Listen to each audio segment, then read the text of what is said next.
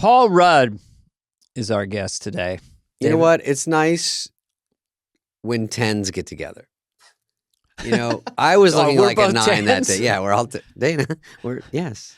Well, Paul Rudd is. Oh wait. Hang on. Yeah, he's cool. We forgot to put on our shades. Oh shit, we got. Shit, mine are dirty too. No, keep going. Just keep this. Keep going. It's real. BTS. It's real. Here we go. Now, listen. Okay. Paul Rudd is our guest today. Tom Petty. What? Those look like when I used to do Tom Petty. I go, I don't understand the world today. But tell your fans or anyone who's watching this that you had a little thing you had to travel with. There was sideburns and a little wig or something. When I did Tom Petty in the old days, this is up to a year ago. Yeah. Now I used to do it in my act. So when you opened for me, I remember you had this prop. When it works, it works, and it bumped up to being a closer. So I'd go Tom Petty, and then I had a top hat I got from somebody. It's like a great top hat because Petty kind of used to wear it. It wasn't really thought out. And then I had these little skinny glasses like that, like this. And I go, this is how old my act is. I go, these glasses are the kind that they'd wear on Adam 12 when they'd bust some hippie. One Adam 12. What are you going to do, bust us, pig? And I'd wear those. And then I'd go into the Tom Petty. And what did you do with your mouth? Show them. That was my Tom Petty. No, but give it longer so they can see it. There's Tom Petty. I'd put the glasses on and I'd get a hat. I go. And then you would sing. World, yeah, I do whatever Tom Petty song. And you were my opener. I'm going, what the fuck is he doing? Killing? Is he killing? Yeah, I would crunch. And then I had to go and good night. Fling the top hat, and then I'd run back, get it back. I need that for tomorrow. But I just love the idea. You had one little prop. You had a little briefcase. I had a briefcase, my mom's honeymoon briefcase. And that was your Petty thing. Petty hat. Jeopardy xylophone. Bada bing, bada boom. I was prop back for a while. So anyway, what is that? No, wait, I was down to just the top hat and the carpet squares on my face for sideburns. For the final. And I do it, and I'm with this cute girl, and we're at the Aladdin in Vegas. Oops. And then a Dennis Miller, I opened for him. And we're out there waiting for a cab, and he goes, you sleep in that hat, Spud? Because I'm carrying the fucking top hat out to get in the car. Dennis didn't like props. He was a pure. And he told me, you don't need it. You can't. Yeah. Actually, you can't do it anymore. You can't open for me. Christ's sakes. Who's getting the laugh? You or the little carpet strips around your orifice? Okay. Then I started bombing without it. Paul Rudd. Paul Rudd doesn't understand the desperation because good-looking, talented, funny. He's got them all. He's like kind of John Hamm that way, they cool dudes. And Paul Rudd, it's funny because in my circles of when I'm out and about, which is less these days, I don't really run into him much, which is a shame because he's a fun dude to bullshit with. I just don't run into him. He's like a lot of our guests. He doesn't pursue celebrity. He's not. He's just always there. And then you look at his IMDb, and he's done so many things in so many movies. And he'll talk all about how he chooses stuff, which is very interesting. And we asked him about early success monetarily because it's a curiosity to us, and it's fairly recent. Was his answer? You'll find out about that. And he talks about Only Murders in the Building, which he's doing this season, and he has a really great story about him and Meryl Streep. Yeah, and Ant-Man is obviously a huge one for him. He's done a million. He was an anchorman. He's done a million things, but Ant-Man is the main focus. And I, without being prompted, sometimes we do research. Even like Will Ferrell or someone, we dig in and we look at old sketches we can't remember or something they've done that we never got to see. And I had seen both Ant-Mans. And one was a flight to Hawaii, one was a flight to Boston. Anyway, they were great, and so I was excited. The new one's called like Quantum Mania or something funny. Yeah, and the Wasp and the thing. But the thing I learned about him, which you'll learn more in detail, is that he's a writer and a producer, and he wrote Ant-Man. Oh, he wrote the first Him and Ant-Man. Adam McKay. So that's kind of why it has a little cool frequency to it. But enjoyed it a lot. And again, on this podcast, as you know, super Beatle fans, we just accidentally tumbled into him meeting Paul McCartney and then the Beatle thing. And you'll find out how gigantic and knowledgeable a fan of the Beatles is Paul Rudd. So that I always you guys love corrected me on something from the thing. Did we? I'll tell you on the break. But also, I have something from the Beatles that I showed them, and no one saw, and no one knew, and you'll hear about that. Yeah. All right, here he is, Enjoy Paul Rudd.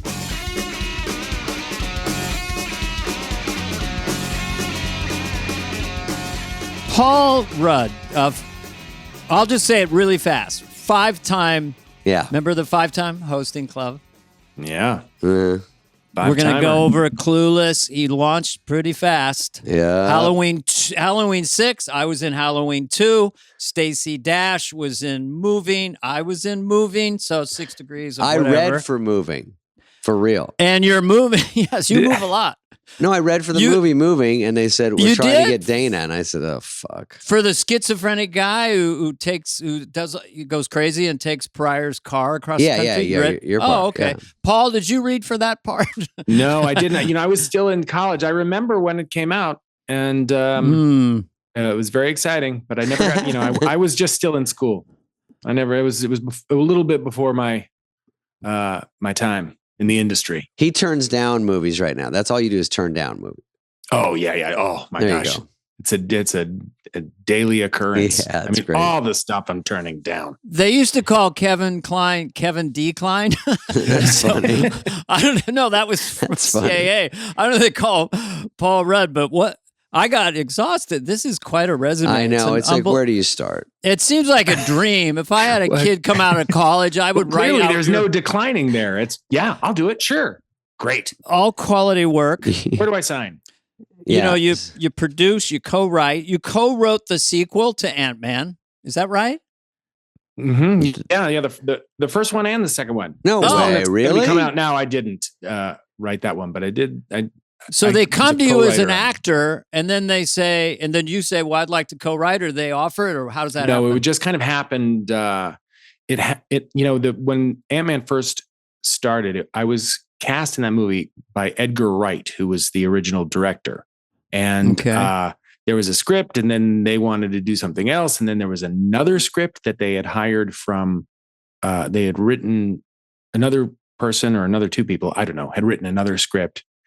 Edgar left the project. There was another script that came along, and it just seemed like it was a little all over the place. And when we were looking at other directors, Adam McKay came in, and then he and I were talking. We were talking about what we could kind of do with the movie, and then they hired us to write it, the two of us. So, cool. So Adam and I kind of holed up in a hotel room for a couple months, and then just really tried to cruise through that.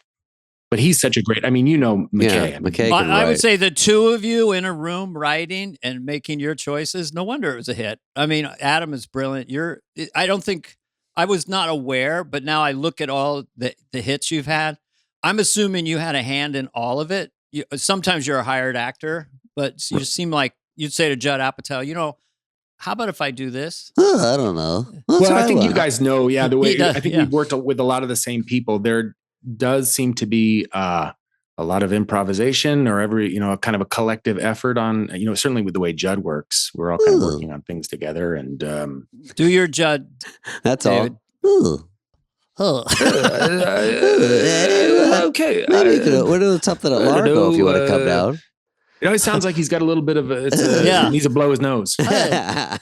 Oh, this is great. I love your idea. This is a bookmark impression I've worked on. I really love your idea. Is that Regis? It's a little bit. Regis with a cold. It's Judd doing Regis.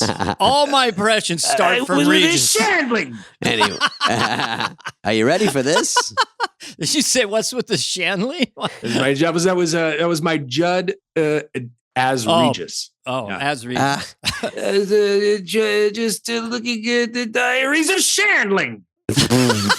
I don't do that's so great. I love that. That's like my Biden always ends with Pirates of the Caribbean. Just makes me happy. It's just people, it's not inflation. Pirates of the Caribbean. So the idea that your Regis always ends with Shandling. It always ends with Judd Shandling. Apatow doing is great. Yeah. That's the kind of I'm a bigger fan. Well, Paul, I know Dana's kind of screwing around, but I'm doing an interview here. Paul, okay. When you did Walter Ant-Man, Cronkite. Yes. I'm actually, when I saw Ant-Man, I don't see all the Marvel ones because part of me is, obviously a little jealous, but some of it is like when you have when you have to, you can't. I can't help it. But when you have to please the whole world, it's still different than doing an artsy movie or like maybe even Anchorman or movies that are just to like, this is fun for just comedy fans that kind of like the joke on the jokes kind of stuff. And then when you do something that's for the world, it's probably gets a little watered down because, it's got to be for everybody and that's just the way it is. And they do well. But when I saw Ant-Man, I was surprised that it had so many clever moves to it that by the time it ended, I thought, this might be a phase. But then it held all the way through and that made me go see the second one and the same thing happened. And I thought, oh, that's cool. Because this Ant-Man wasn't probably one of the ones that was the biggest ever that they were going to make, but turns out to be one of the funniest and best ones. Oh, well, thanks, man. For real. It did seem like it was those ones were a little different than the rest. I mean, they kind of existed, even though they were part of that Marvel universe, they existed in their own space and they were a little smaller. And, the whole thing really is run by Kevin Feige, the guy who does, who orchestrates kind of most of that Marvel universe. And Kevin Feige's actually he's a pretty big comedy fan, and a lot of the stuff that he likes, and I got to know him while we were making these, is really kind of abstract, funny, not, particularly crowd pleasing stuff. Mm-hmm. And I remember we were in Atlanta filming, I think it was either the first or second Ant-Man. I don't remember, but no, it would have been the first one. And Tim and Eric were on tour and I went to go see him, and Kevin went with me, and we went backstage afterward, and he'd never met Tim Heidecker. Mm-hmm. And here's like the head of Marvel kind of, fanboying out on Tim Heidecker because he just loved all the crazy stuff he was doing. And he's actually in the second Ant-Man. And in the first one, Greg Turkington, who plays Neil Hamburger, for those real deep comedy fans, deep dive, and does On Cinema at the Cinema with Tim Heidecker. He's in the first Ant-Man. So, there's a big contingency of On Cinema at the Cinema fans, Kevin being one of them. The layers of the onion go deep. That's nice though, because also those days when someone's coming to the set that you kind of know or something, that's always a fun day on the set. Yeah. Did you and Adam McKay ever write something and you said, let's just put it in, they're never going to go for this, and then they were maybe surprised? I remember, I don't know anything that they went with. I remember we thought, oh, this would be cool. Like we're in the first one, we thought, oh, we were also kind of trying to retain or go with what we read in Edgar's version that he wrote with a guy named Joe Cornish that we thought was great. And there's this heist movie, but we put in this idea that like, what if he does a test run and actually accidentally fights an Avenger? That would be really cool. And we were laughing about it, and we put it in, and we did wind up shooting it. But I think in the second one, we talked about the villain being kind of this thing that went from person to person. We loved the idea of having Nathan Fielder be the bad guy because it just seemed like a really weird choice and funny. Yeah.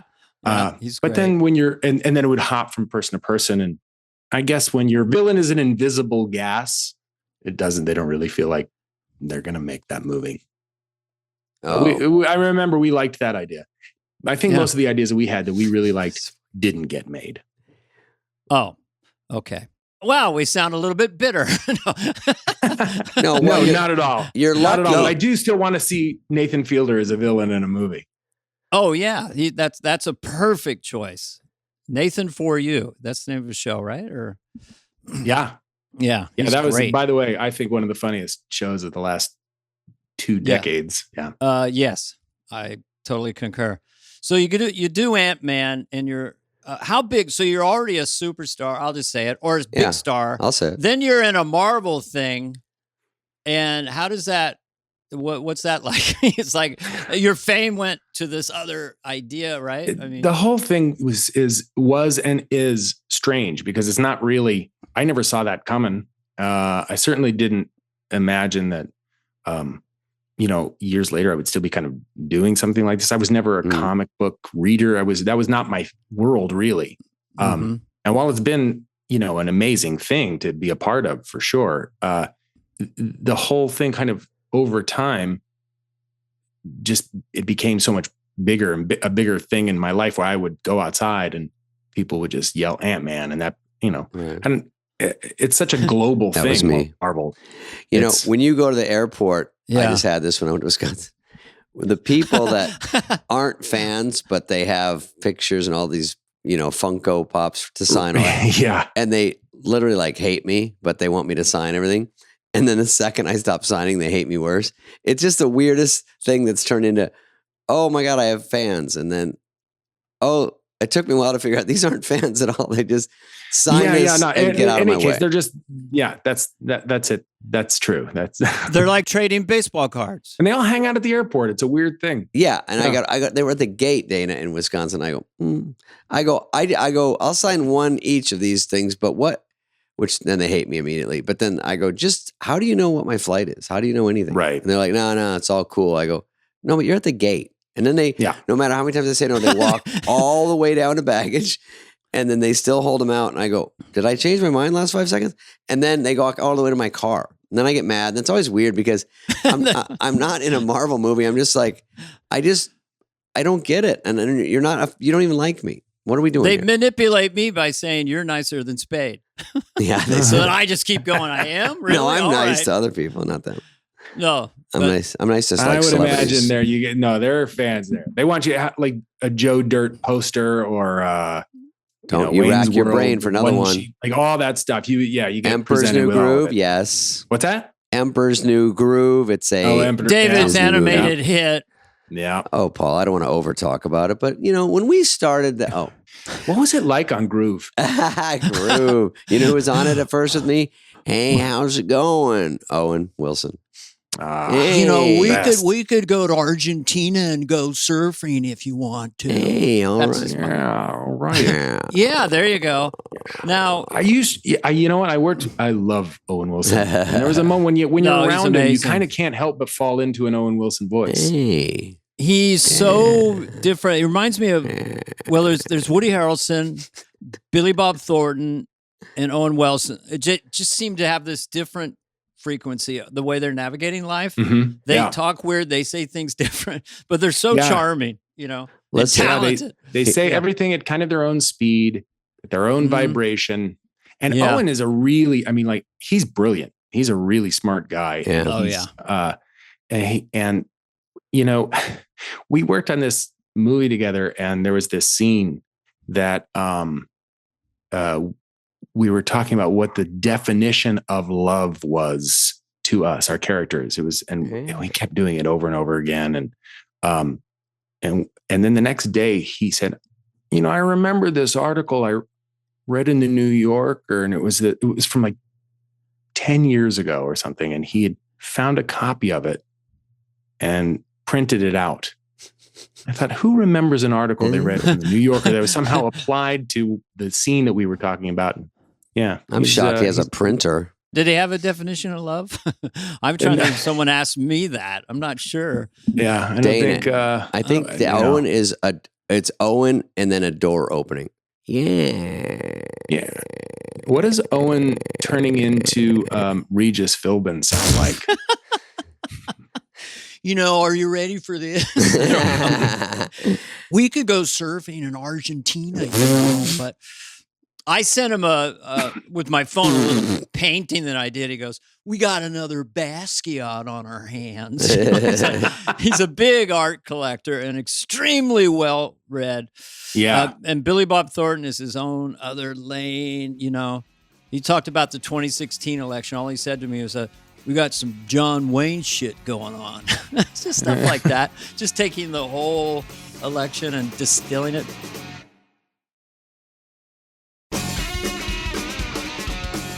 But back to Paul. Yes, for sure. Who is obviously like almost a cast member of Saturday Night Live. And now you're working with Steve Martin and Martin Short on Only Murders in the Building. Are they fun, or are they kind of... Oh, they're amazing. Yeah, they're the greatest. I know. That's like a dream job to be on a set with those two guys, right? It is. Yeah, those guys, and it's just it's so fun to be in the room with them, and to see them just kind of interacting with each other, because obviously they are best friends. They love each other, and it's a series of nonstop insults. But, for someone like me, I mean, I can't think of anybody I'd be more kind of knocked out by. Steve Martin, since I think the moment I ever realized people could make a living talking, I was so obsessed with him. I saw him in the 70s. Same here. I saw him at the boarding house in the 70s, and he was just magic right away. Man. His stand-up. And he recorded some of those albums at the boarding house. 300 seats, kind of old and weird. I could recite those albums. I don't know why. He was same thing, Paul. I was one of the first ones I locked into, and I couldn't get enough. Yeah, and I know, and you are the same. It's like as soon as you start hearing one of those routines, I still remember every intonation, every line. Yep. And I found that to be kind of true with a lot of people, kind of in our generation. And I've talked about it with Judd or some of these other comedians, that those records that he put out and Steve Martin stand up and were so kind of instrumental in forming senses of humor and everything else. I can't imagine anybody else in my life that had probably more of an impact. So now on me, to be like sitting in the room with him, sure, and talking with him, it's amazing. And Martin Short, I mean, I don't think there's we've had that madman on here. Yeah, we all give it up to Martin Short. Yeah, I know, mean, everyone does. As far as just funny in the moment. No one's anti Martin Short.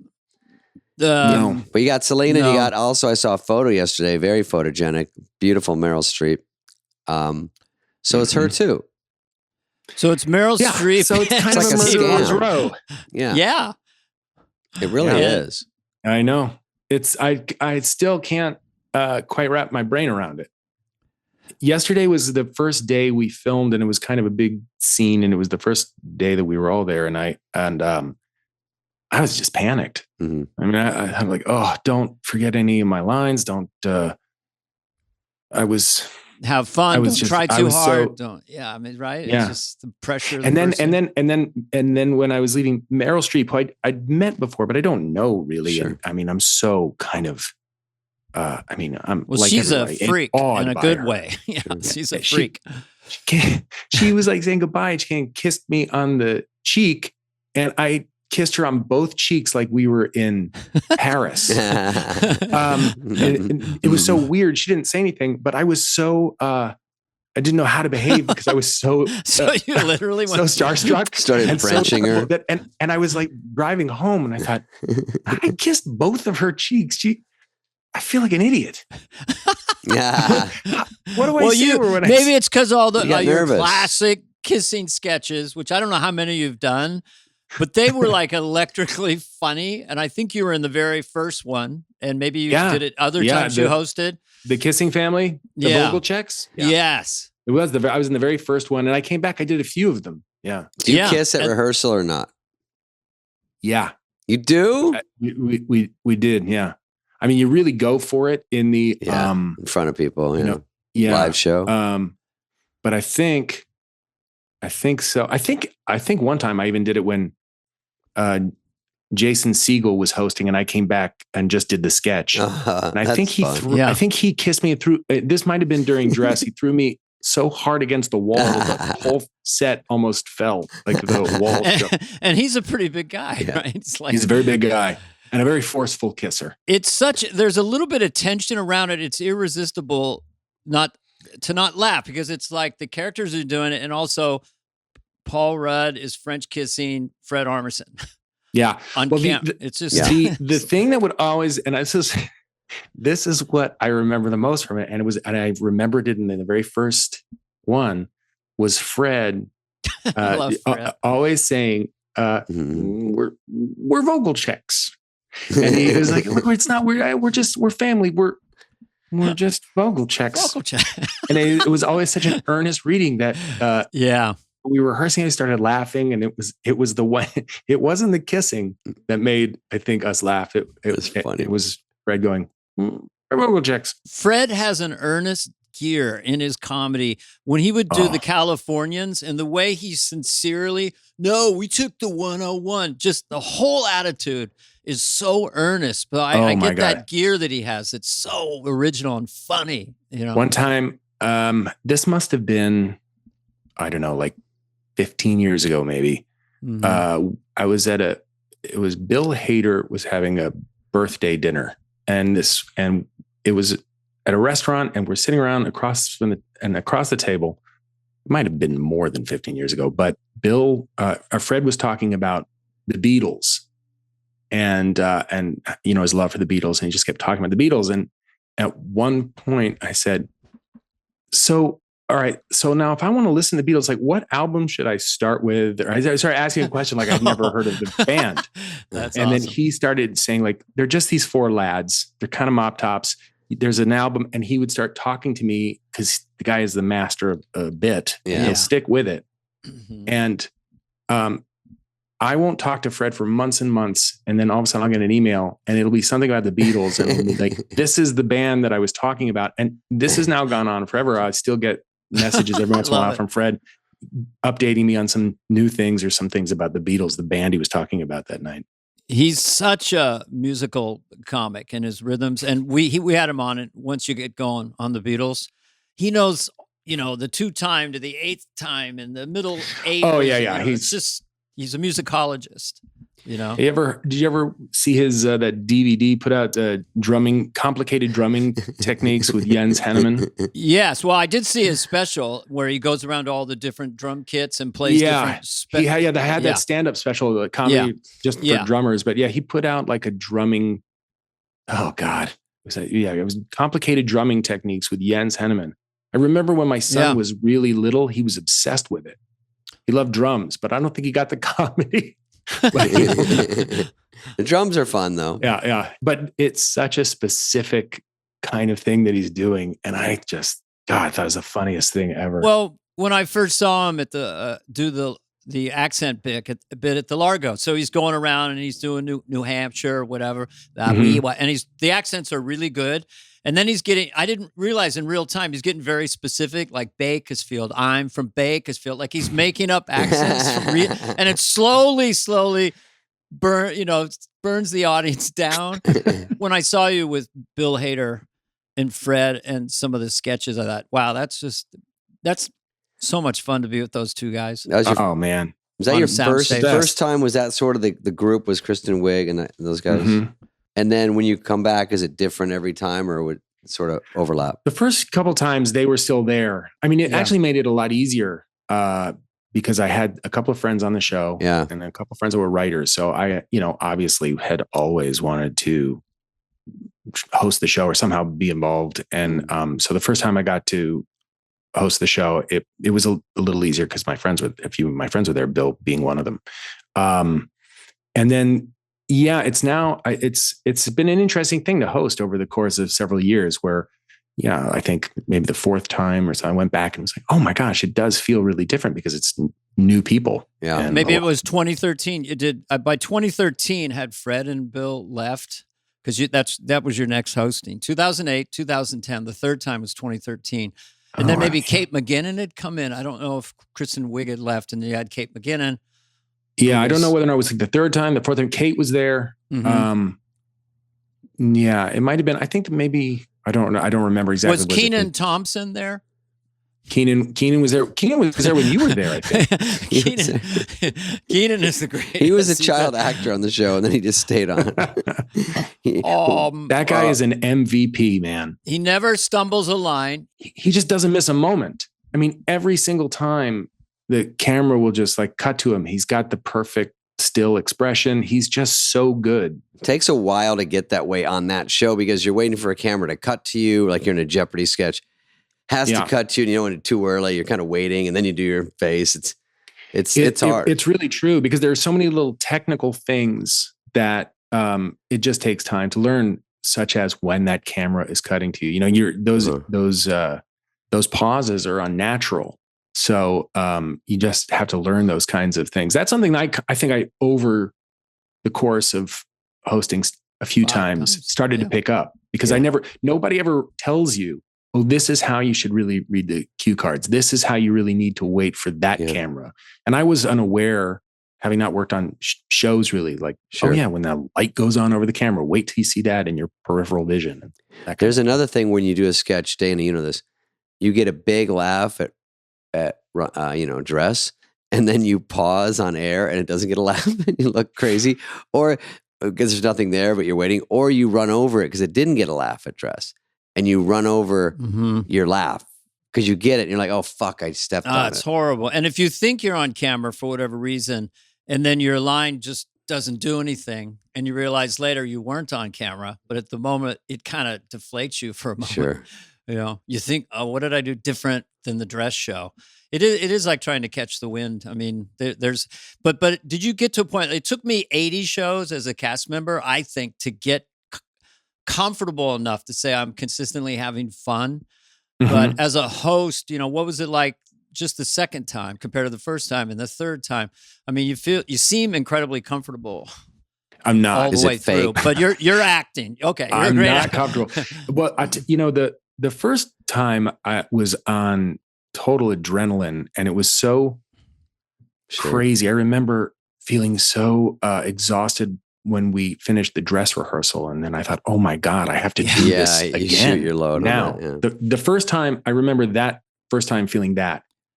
It was also really weird for me because not to bring things down, but the first time I hosted was, I think, 2 weeks or so, almost 3 weeks after my father had died. So I was in this state of complete kind of I was grieving, mourning, but I was also kind of half there. But I was so excited to host SNL, and so it was the entire experience was just kind of out of body. And I remember when it finished, I thought, how do these people do this every week? Because it was such a, it's such a sprint, and all of the quick changes and running around, and then the pressure and the stress and all of it. The whole thing was wild. I had a great time, but it was such an emotional experience. kind of a beating too. Yeah. You wake up with bruises and things. You don't know what's going on. Everything's moving so fast. You're sprinting, you're banging your head, and then they want you to get to a party at 2 a.m. You've already done an 18-hour day. Paul, over here, what would you like? What do you think? Yeah. And then it's amazing. It's like ridiculous. You go through all these walls of fatigue, but David and I can tell you that being host is, generally speaking, so much harder than being a cast member. Yeah, because you're in everything. You're in everything. And you can be an update. You could be in the cold opening. You do a pre-tape. Yeah. Well, it was very exciting. And then the second time I went back, I think it was the second time, Paul McCartney was was the musical guest. So I mean, holy shit. It was incredible. By the way, the first musical guest I had was Beyonce. Yeah. The second one was McCartney. And I've had amazing musical acts. So you get to go, ladies and gentlemen, Paul McCartney. So all these dream state, fever dreams. I still have the cue card. He signed it for me. And he looks over at you. Fuck. Okay. What would you like me to say on it, Paul? I got a call. Actually, it was about 1 a.m, and Bill Hader called me. It's Bill Hader. He says, "You want to know who?" He goes, "Sorry, I'm calling so late, but I have to tell you. You want to know who your musical guest is?" And I said, really? He said Paul McCartney. And I just couldn't go back to sleep. God damn. Well, here's your music. I think this is the guy Fred Armisen was talking about. It sounds familiar. You had One Direction. You had DJ Khaled. Out of those musical guests, do you have anyone's number? You know what? I think I had Niall Horan from One Direction. He works at Urban Outfitters now. No, I'm kidding. That's the old Spade. I would have said that. I don't say that anymore. That's the Hollywood Minute. No, that's the old guy. I don't do that. I think we emailed each other a few times. They were great. Yeah, how fun. They were super. They were awesome. Cool. And it was so crazy because it was like the height of One Direction. Oh my God, how people crazy. People were sleeping outside, and it was. And they're mad you're the one walking out. They're like, "Where the fuck is Harry Styles?" So, by the way, totally. Yeah, no shit.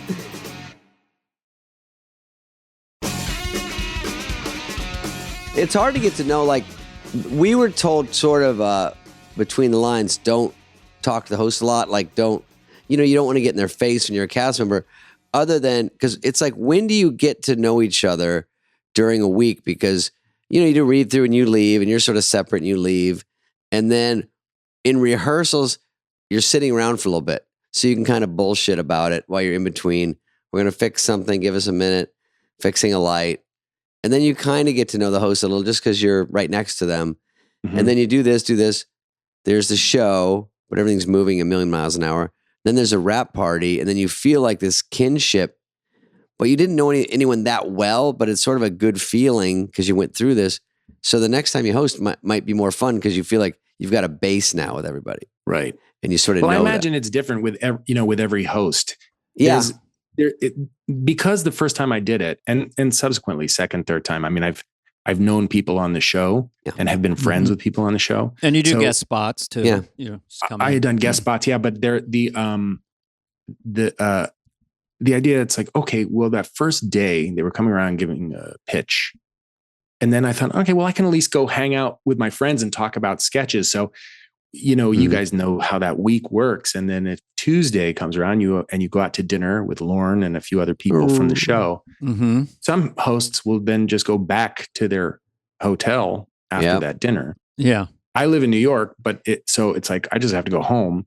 But also after the dinner, well, I'm going to go back to 30 Rock and help them write. Sit with the writers and hang out with my friends and maybe try and come up with ideas. And so I have always been, every time I posted in those rooms and trying to, pitch things or help with, if people are writing things, to kind of go around and that is the fun. You sit on some filthy couch and you shoot around ideas and you're like, this could be on national TV in 3 days. And, it's just you guys are laughing, saying the stupidest shit, going, what if we put that in there? What if we say it like in a juice? I mean, those sketches, writing them and you hear them in the hallway and you go, this sounds funny. Massive procrastination with anxiety. It's getting, it's 2. Okay. It's 3. At some point we got to make its decision. And then it's a fury of like, we'll do this, we'll do this, we'll do this, Yeah. But whenever I see people with talent, I'm always in awe of them when I see them start to do their thing. Like Kristen Wiig was kind of shy and just like, hey, what's up? And then she just all of a sudden, this like monster character or something. Super talent. Did you experience that in a way with different cast members where you're like Bill Hader is so shy and Fred Armisen, they're so sweet and shy and soft-spoken when you first meet them. And then they go out there, what the fuck's going on? They're just like, and you think, how can you be talented? You're quiet and polite. Those guys are comedy savants. I mean, I don't know how. And Kristen, I mean, they're like genius, really incredible what they do. Mm-hmm. And,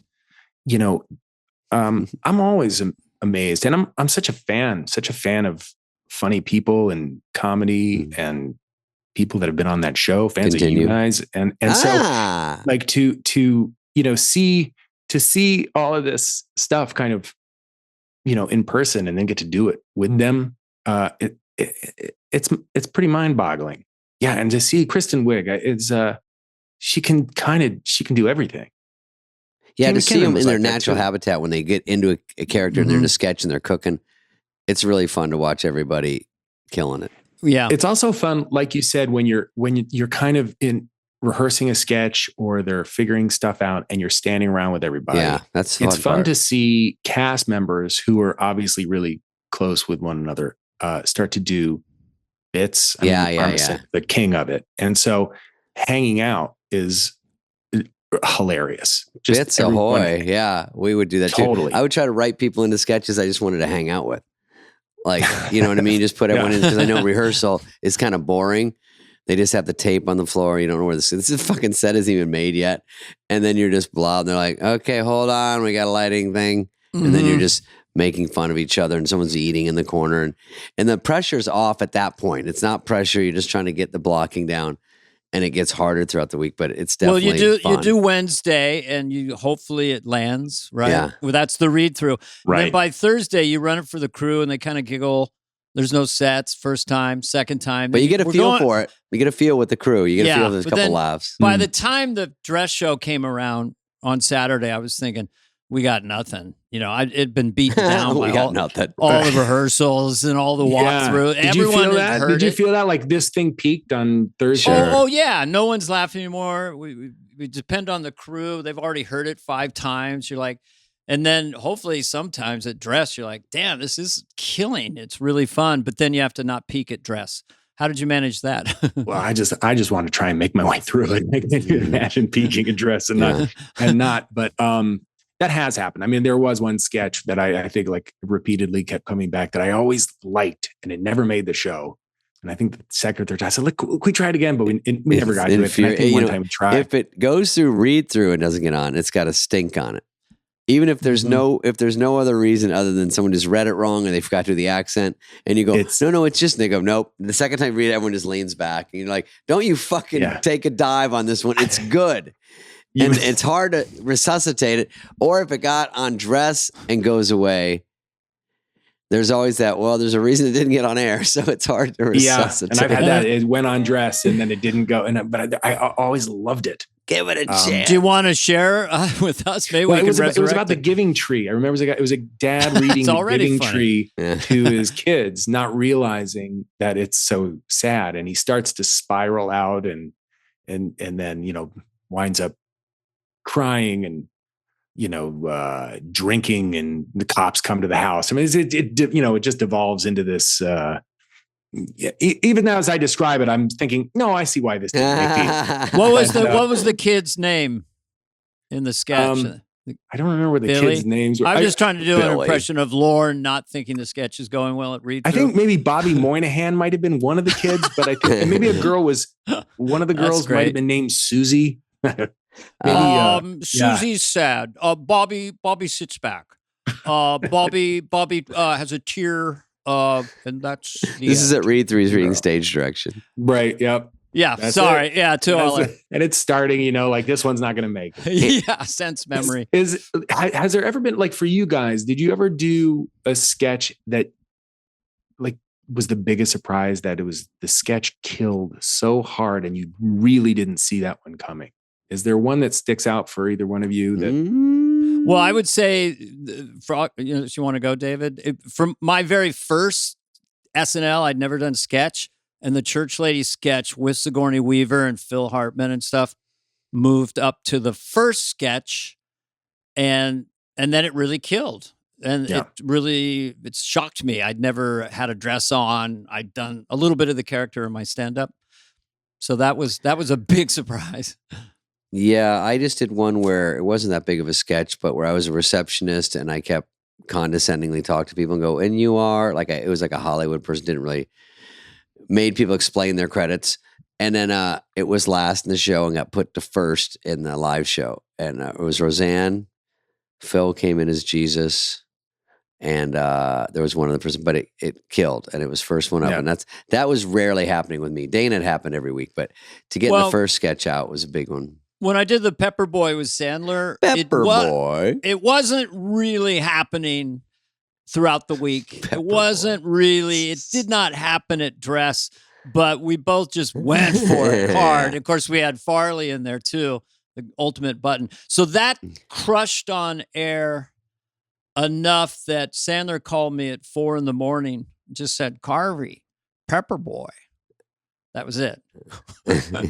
It's hard to kill in a restaurant sketch in the corner. Yeah. It's not at home base, right, Paul? I mean, you hard to time the laughs. You can't quite hear the audience. Yeah. You're kind of off to the side. It's true. Where the audience is above you. Where you're doing the sketch on stage makes it a difference, huh? Yes, because you can immediately kind of feel and hear the audience, or you're not sure you scored. They're watching it on a 12-inch TV in the audience. You know what I mean? They're like, oh, wait, because they can't see you. It's a really interesting point that you don't hear about that often. I don't think where you're actually doing it physically. Well, I would have to, when I got used to this process, I would go to where the set designers they had a little map of 8H, and I'd look at my sketch and I'd see it in the corner, and I'd say, could I get this near home base or whatever? And they go, well, not if there's that entrance. What a fucking cheater. They go, not if there's an entrance. I so what if I take the entrance out? And they go, oh yeah, then we can move it here. Oh my God. No kidding. That's fascinating. Oh yeah. No, I learned all the tricks of the trade. That's brilliant. You got to do it, But what about Please Don't Destroy? That group was really good, Paul. You did one called Good Variant. I saw it was funny as shit. They got a lot of different moves in those things. Yeah. Well, we were supposed to do a version of that. Those guys are great, by the way. The fifth time, my fifth time I hosted, the show was canceled the day of. I think it's the only time in SNL history that a show got canceled that day. Was that the Tom Hanks one with you? And Tom Hanks was there. Tom Hanks and Tina were there because they had come in because they were in the monologue because there was a huge five-timer thing. Yeah. Mm-hmm. And then the show got canceled at about 2 or 3 in the afternoon, but they were already there. So we were trying to come up with a show on the fly. It was really a fascinating thing to see and be a part of. But earlier that week, I was going to do a Please Don't Destroy video, a version of the good variant. Yeah. But the shoot got canceled because one of the guys got COVID. Oh, same shit. And so they had already had a crew and the camera, everything was set up to film something that night. So we took a sketch and turned it into a film. And then we filmed that. And then they showed that during the show. Was it that one or this one? No, it was the one, Home Goods. It was a show. It was the one with Adie and Kate about wanting grandkids and. Oh yeah. Okay. I remember that one. Yeah. So that was done in place of the Please Don't Destroy. Was it? It was COVID closure, right? And it was COVID. Yeah, because it happened. It was that week where the really that Omicron variant really came back in. hard. Yeah. And people were. Yeah, everyone thought it was kind of going away, and then it came back fucking hard around November, December or something. Yeah. Yeah, it was. It was really tense, and that we were all going through our testing, and then that morning, I remember going in and getting tested. Saturday morning. Crossing your fingers. Totally. And I remember I got the results of my test. It came back negative. And I was just jumping for joy. Like, thank God. Perfect. And then the whole thing got shut down. Can't do without the host. So you get through and then they shut it down anyway. That's such a drag. Yeah. It was a bummer. And that monologue was weird because I hosted for Kimmel once and it was in a house with a monologue with no people. So I said to the crew before, we were rehearsing it. I go, you can laugh. They go, oh, we're not supposed to. I go, please, God, give me a tiny noise, anything to play off of, just to dart my eyes around, just to make it feel like there's some life in here because just to nothing is too hard. So when you did yours, I could hear a little bit of something. That must have been crew or writers or something. Yeah, I think that's what it was. And Michael Che and Keenan stuck around, but that was it. And some of the crew guys. And so there was some laughter and Higgins was there. But it was so strange. It was such a weird feeling. That was one of the weirdest, most, just no audience on Saturday Night Live. Because no audience and also no real rehearsal, no nothing. And for the hours before the show, it's like, well, what do we do? We have to write something and figure out what it is. And I remember Lorne saying, do you have any Christmas, episode that you really like? And I said, I remember when I was in high school seeing Steve Martin talk about, his Christmas wish and, memorized it and I loved it because Steve Martin and so it was great. We'll dig it up. It's on. It's in the show. So wait a minute, you now officially have joined the 70 timer club of someone who does a great Lorne. Yeah. It is so weird whenever you are around anybody. Doesn't matter when they were on SNL. Yeah. As soon as people start talking about Lorne, they just start going into They go right into it. So you spent a lot of time with Lorne because Lorne spends a lot of time with the host and also you get started. You're a friend of the show. You're the third Paul. He likes Paul McCartney, Paul Simon. I love him. I like all the Pauls. No, he's we love him too. He's amazing. He's brilliant amazing guy. Yeah, nobody's ever done what he's done. Not even close. Yeah. 50 years. Are you going to be at the 50th?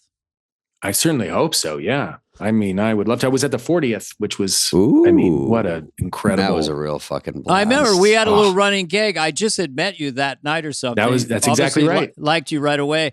And every time I'd go do something, I'd say to you, I'm going to bring you up. It's so ridiculous. I'm going to do Wayne's World. I'm going to bring you up.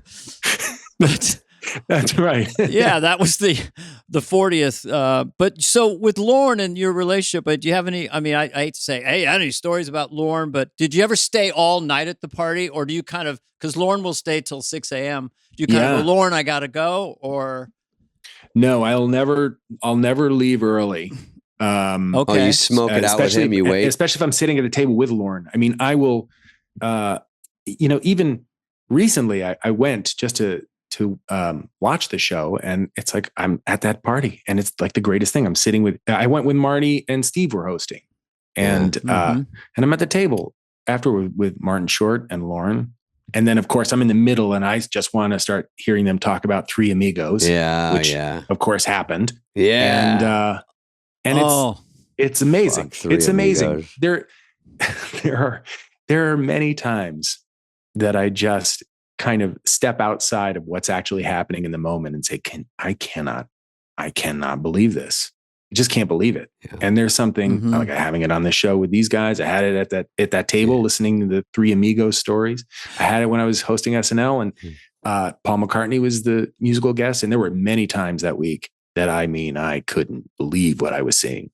And I had that same thing. I did one of those. I did a Lonely Island video that week, and Andy and they pulled in Paul McCartney, who did a little thing on it. I love it. And we were standing around, the three of us, for an hour, and he was just telling us stories about John Lennon and the Beatles and everything. Wow. Now I'm jealous. Yeah. I'll tell you, honestly, one of the coolest things I have ever experienced was on the Thursday. Thursday, for people that don't know, that's when the band really kind of comes in for the first time, and they do their run through. And so we were taking those pictures that they use for the bumpers next to the stage. So Thursday comes in, Thursday happens, the band comes in, and we're taking pictures. And Marianne and I said, we're not going to take pictures. We have to go watch Paul McCartney. So we did. And he performed, he played a couple of songs, and then there was a grand piano on the floor. And he didn't know what he was really going to play. So he just came down and sat behind the piano. And there's maybe, the crew is there. It's probably about 20 people. And he sat down at the piano, and he just started playing The Long and Winding Road. Wow, chills. I got chills. I got chills. I know. And I was standing 10 feet behind him, and I hadn't met him. I was just kind of observing, and I couldn't believe I was in the same room with Paul McCartney, but I was standing behind him, and I was looking at his hands playing the keys, and I was looking at his feet pressing the pedals, and hearing him sing Long and Winding Road, and thinking, oh my God, that's him. That's the guy who made this. And those are the foot pedals that he pressed that same way when he recorded it. And it was amazing. It was just amazing. And everyone applauded when he finished. He said, oh, thank you. Thank you. Then he went into Lady Madonna, and then more people kind of started coming into the room, and Lorne came in, and he wound up playing about 10 Beatles songs just for us in the room. Just piano. Yeah. How does he come up with those middle eights, they call them, the change ups and the chord structure, and how it just hits you every time? Him and Lennon. It's divine. There's no, I'm in that. I don't think they're the greatest band that has ever existed. They're the greatest band that ever will exist. They are like Shakespeare. They're like Bach. They're like every Mozart. Several hundred years, somebody or something comes along that redefines that kind of beauty. And I think the Beatles are that. They are for me. I couldn't have said that better. That's really well put. And Sheryl Crow said to us that she thought that Blackbird and Yesterday were the greatest songs ever written for her. There's so many. That's the thing. They have so many. Yeah. And she thought she didn't say it in a heavy way, almost divine. There's almost something like, how did those two guys essentially go to high school together and then find those other two guys and find George Martin and write 100 masterpieces in 6 years? It's crazy. And then maybe record 3 of them in one day. Yeah. Remember Dana when he said, we talked to him, Paul, and he said, during that Get Back thing we were fawning over, the documentary. And we said, he said he came in with, was it Yesterday and he goes, well, for that one, he did have Long and Winding Road, and he had Get Back. He was in kind of. He said, "I came with it," and I go, "Do you walk in like I got a fucking banger?"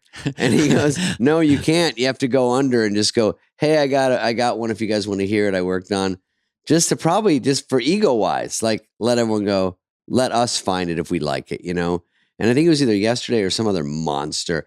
Well, yesterday was a little earlier, but yeah, he had a lot. Well, he did Let It. He did. And they love it. Let It Be. I think on. Yeah. Oh yeah, that right. Was he was playing that, and then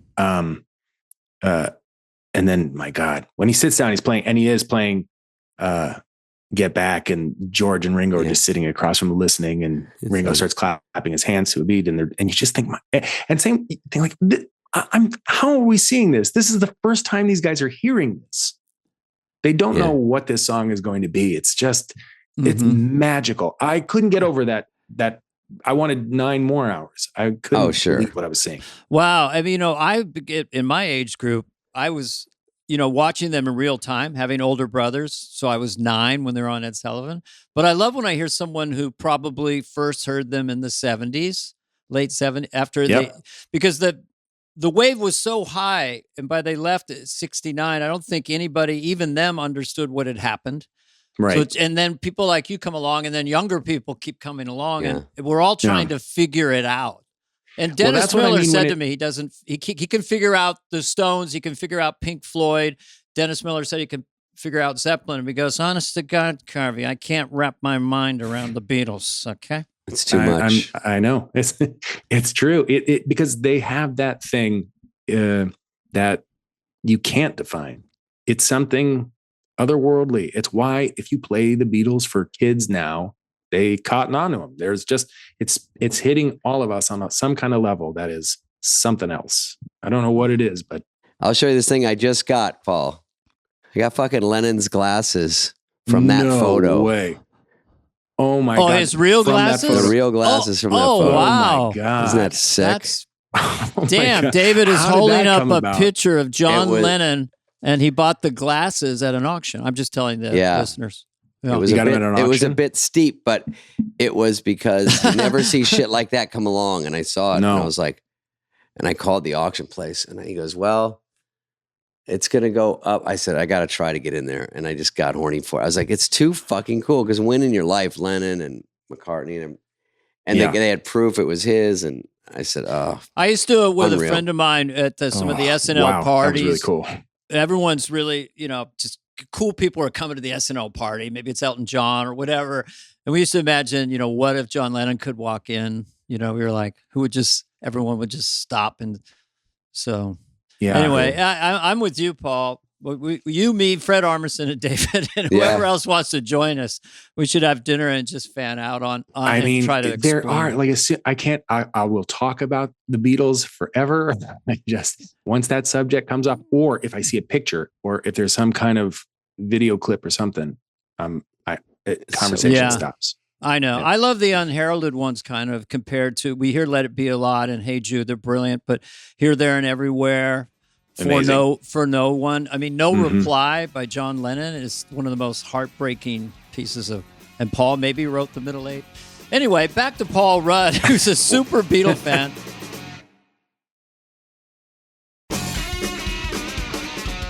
Oh, I have a question about Clueless. He's been in so many monsters like Anchorman and Clueless.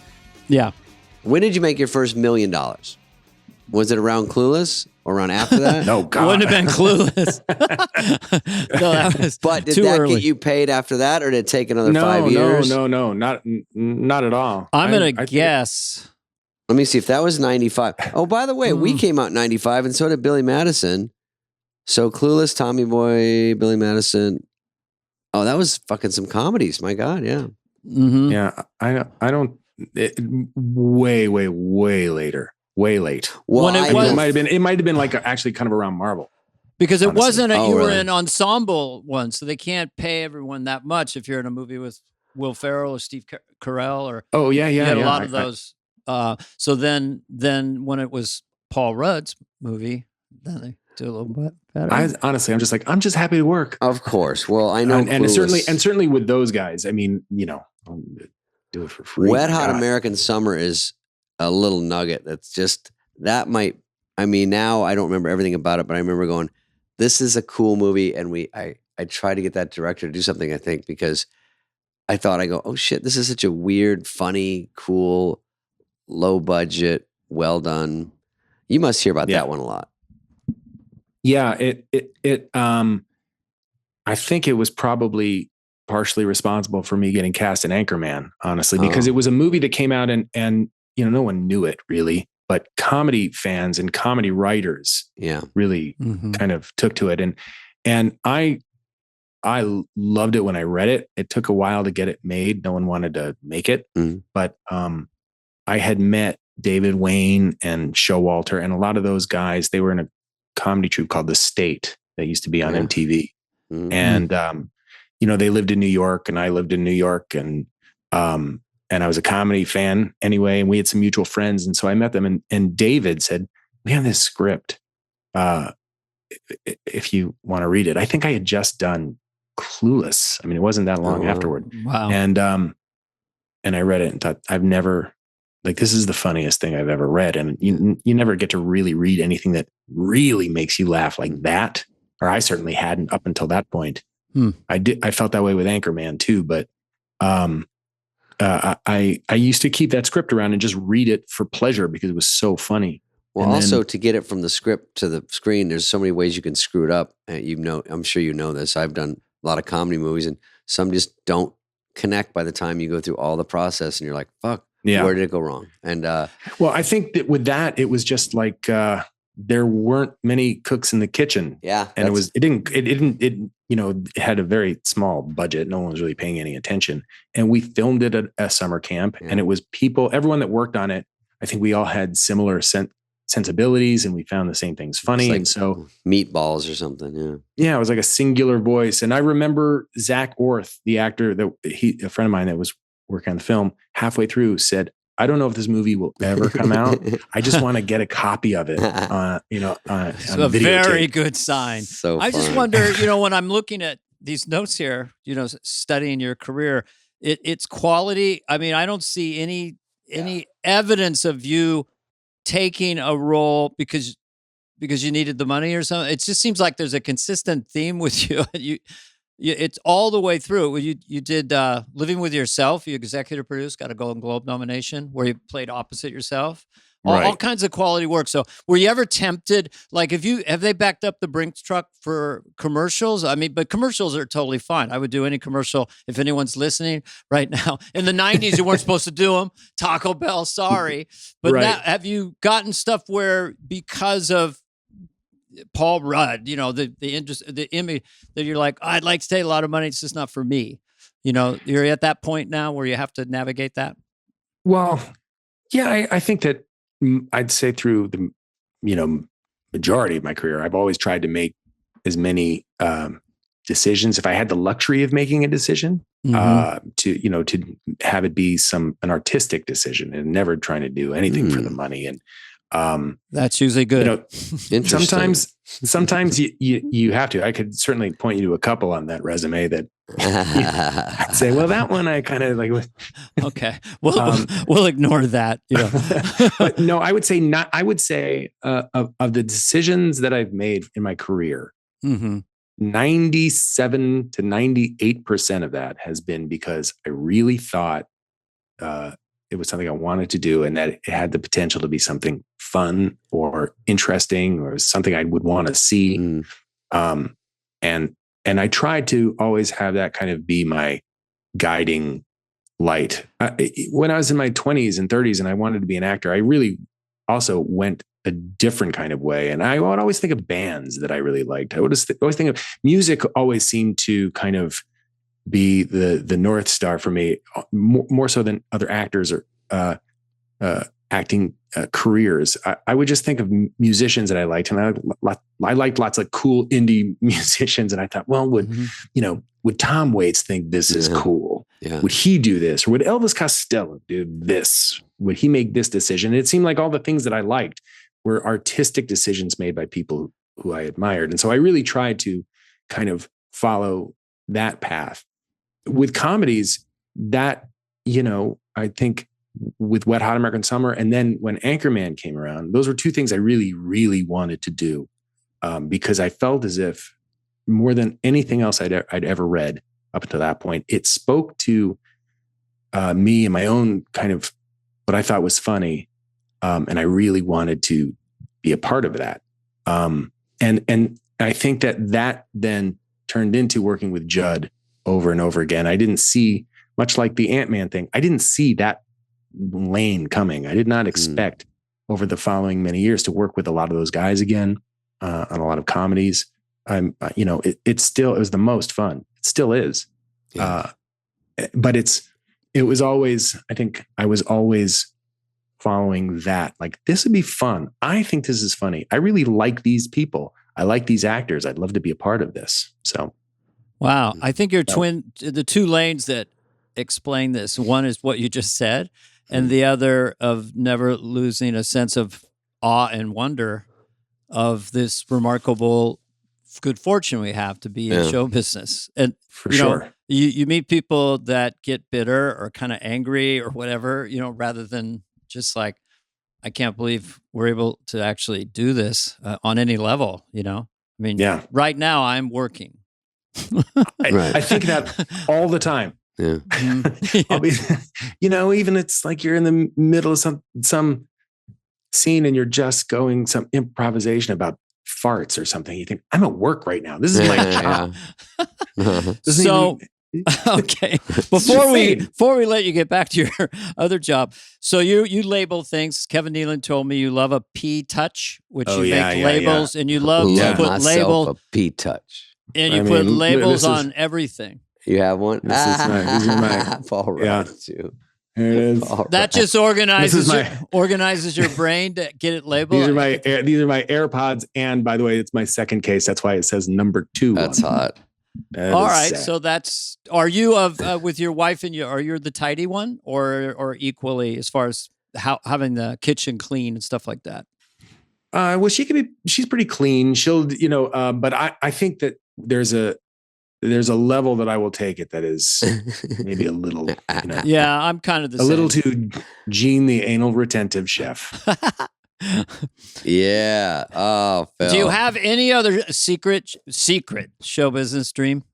I mean, would you want to do a Gary Oldman, like playing Churchill kind of thing, or or a Scorsese movie where you're a gangster, or just whatever comes? I don't know. Yeah, I don't necessarily think in terms of like a type of role, but I mean, I would certainly like to do things I haven't done and work with many people that like great directors like Scorsese, and there's so many incredible directors. If Tarantino wanted you in a film, would you take the call? In a heartbeat, for sure. That's a good plan. I got obsessed with the last one, Once Upon a Time in Hollywood. Oh my God. I saw it so many times. It's so good. Yeah. He's great. What an amazing director he is. Yeah. Yeah. I would jump at the chance. Coen brothers. I mean, like, it just, there's so many that you're just going to say yes. Yeah. Mike Lee. I mean, there's so many great directors. And most people, I think, probably wouldn't think of me for some of these things at this point. But you're a big star. I would love to do more kind of versatile, dramatic roles or whatever. But I don't know. I've also haven't really tried to, for better or worse, guide my career by thinking, well, I just did a comedy. Now I'm going to do something really dramatic. Yeah. And, I think other actors probably do that, and it's might be smart. I just think like, oh, that'd be fun. Yeah. Doesn't always sync up perfectly like that. No. And that's the other thing too, is that people always say, well, why did you choose this? And why did you choose that? And I want to say, well, you don't always get to choose. Yeah. There's a bit of whimsy to it. Jack Palance told me that once. They got all the parts. It's all about the parts. And if you get the parts, Spencer Tracy took that part. I didn't get to do that part. I don't do a Jack Palance. That's an old reference lost on younger viewers. Not at all. You start doing some one-arm push-ups right now. Yeah. I'm gonna, Oh, yeah. All right. Well, thank you, Paul. Thank you. You're a fucking stud. This has been really interesting and enjoyed it very much. Yeah. So I feel like I know you a lot better than I did after the 40th. I know. Well, this is the great thing. When I see you at the 50th, we're going to really have a lot to talk about. And I'm coming up.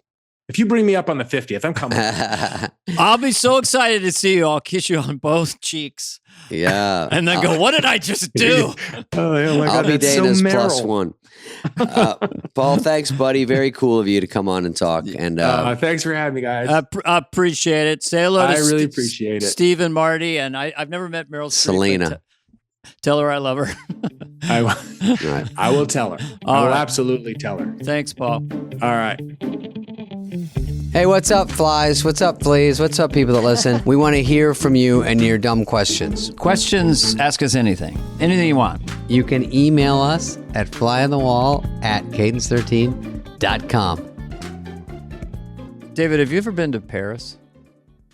You would really fit in right now. You've been to Ireland.